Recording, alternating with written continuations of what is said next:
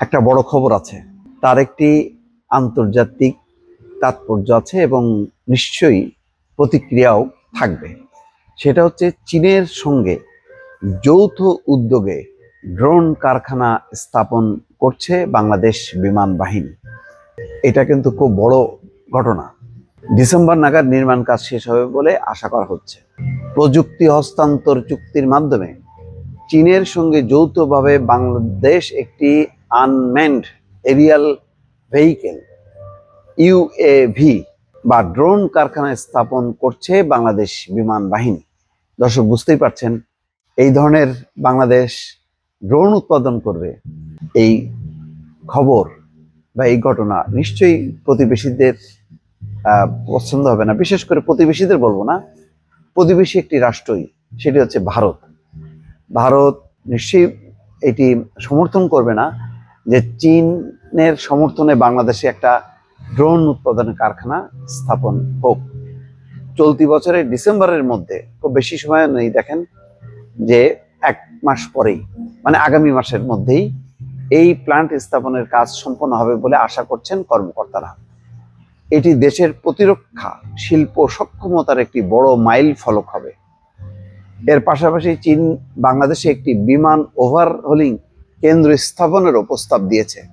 বিমান ওভারহোলিং কেন্দ্র স্থাপনেরও প্রস্তাব দিয়েছে। এটাও নিশ্চয়ই ভারতের মনোপুত হবে না, কারণ ভারত সবসময় চীন আর পাকিস্তানকে নিয়ে এক ধরনের আতঙ্কে থাকে বা উদ্বেগ উৎকণ্ঠার মধ্যে থাকে তাদের নিরাপত্তা প্রশ্নে। সেই চীন এবং পাকিস্তান দুটেই 5ই আগস্ট রাজনৈতিক পট পরিবর্তনের পর বাংলাদেশের খুব কাছাকাছি অবস্থানে আছে।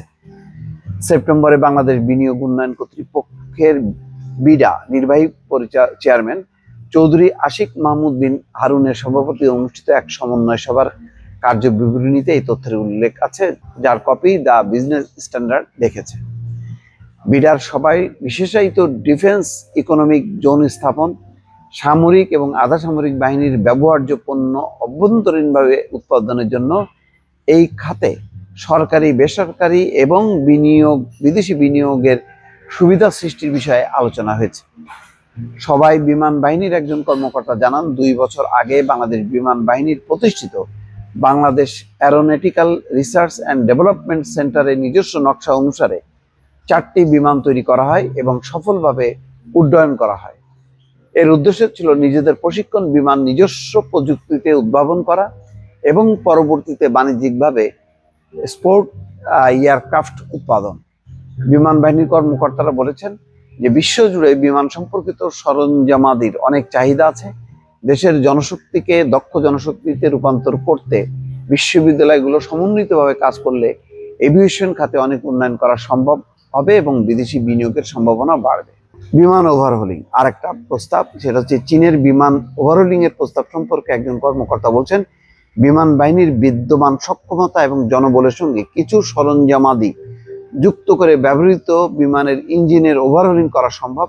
আমাদের প্রতিবেশী দেশগুলোতেও এই মডেলের বিমান এবং বিমান ইঞ্জিন জনপ্রিয় হওয়ায় এই খাতে বিদেশি বিনিয়োগ পাওয়া তুলনামূলকভাবে সহজ হবে বলে তিনি জানান। এই দুটি ঘটনাই আমার ধারণা যে এগুলি ভারত পছন্দ করবে না। এবং দুর্ভাগ্যক্রমে দেখেন, ড্রোন এবং এই যে বিমানের এই উৎপাদন, ওভারহোলিং কারখানা স্থাপন, এইগুলো ভারতের কাছে কোনো ব্যাপারই না। কিন্তু গত 15 বছরে ভারত একবারও চিন্তা করেনি যে বাংলাদেশে এই সক্ষমতাগুলো আমরা প্রস্তুত করি, কারণ ভারত এটা এই দিকে তাদের দৃষ্টি নিবদ্ধ না।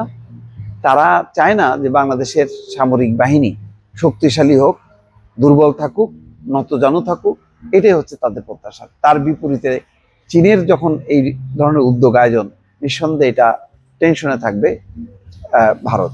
দর্শক।